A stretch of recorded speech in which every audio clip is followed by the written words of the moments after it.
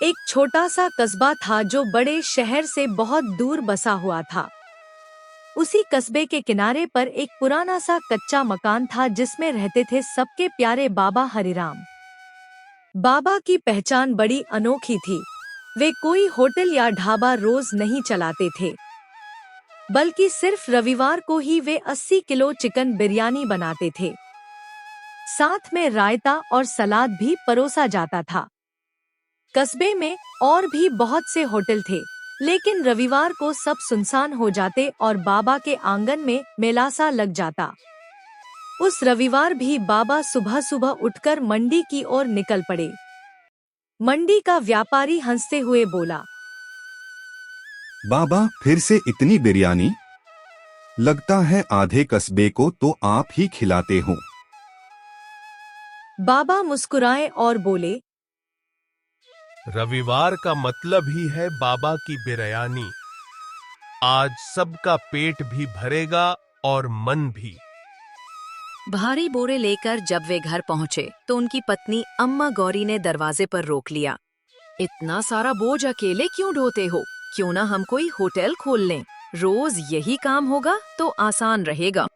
बाबा हंसते हुए बोले, अरे पगली, रोज बनाएंगे तो स्वाद कहाँ रहेगा? लोग हफ्ते भर इंतजार करते हैं, तभी तो स्वाद और प्यार दोनों बरकरार रहते हैं। फिर उन्होंने बड़ा तांबे का भगोना चूल्हे पर रखा, मसाले सिलबट्टे पर पीसे, केसर पानी में भीगे चावल डाले और उनका गुप्त मसाला डालते ही खुशबू पूरे आंगन में फैल गई। 12 बजते ही भीड़ उमड़ पड़ी। बच्चे दौड़ते हुए बोले, बाबा जल्दी दो, बहुत भूख लगी है।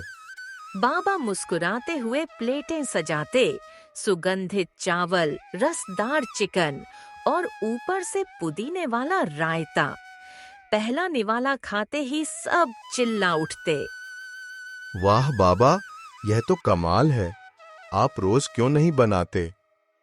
बाबा हंसकर बोले, भाइयों, रोज मिलेगा तो खासियत कहाँ बचेगी? यह तो रविवार का ही जादू है। दोपहर तक सारी बिरयानी खत्म हो गई। कुछ लोग मायूस होकर बोले, बाबा थोड़ा रायता ही दे दो। बाबा ने हाथ जोड़कर कहा, अब अगली रविवार तक इंतजार करना पड़ेगा। एक दिन बाबा कस्बे की गलियों में घूम रहे थे। तभी एक नौजवान अरुण उनके पास आया और बोला, बाबा, मेरे पास छोटा सा ठेला है। मैं अंडा करी बेचता हूँ, लेकिन लोग बार बार शिकायत करते हैं। आप जरा स्वाद चखकर बताइए ना, कहाँ कमी है? अरुण ने प्लेट सजाई। बाबा ने खाया और बोले, बेटा, करी ठीक है लेकिन इसमें आत्मा नहीं है।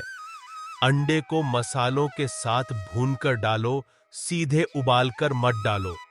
मसाले में जान तभी आएगी। अरुण ने हाथ जोड़कर धन्यवाद दिया। बाबा मुस्कुराते हुए आगे बढ़ गए।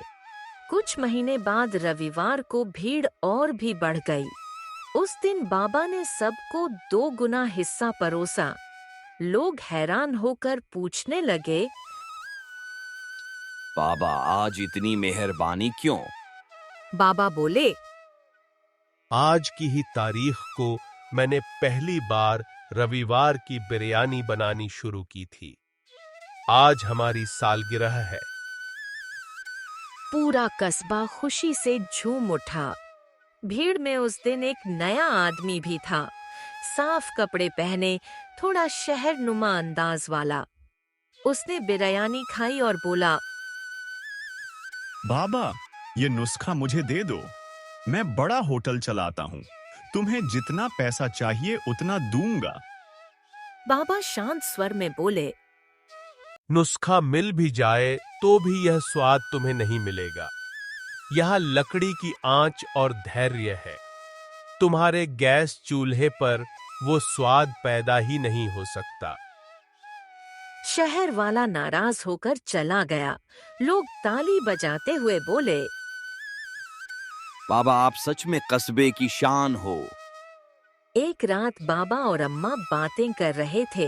अम्मा बोली, तुम्हारे हाथ का स्वाद अनोखा है, लेकिन आगे इसे कौन संभालेगा?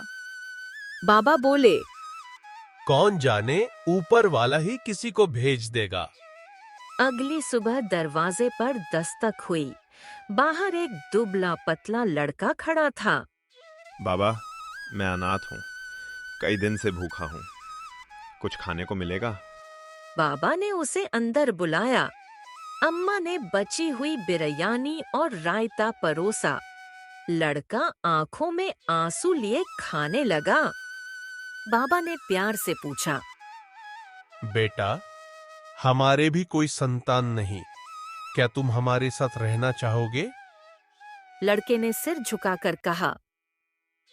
मुझे खुशी होगी बाबा।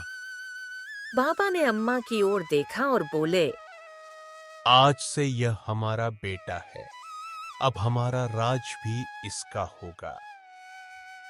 उस दिन से कस्बे में सिर्फ रविवार की बिरयानी ही नहीं, बल्कि बाबा, अम्मा और उनके बेटे की नई कहानी भी मशहूर हो गई।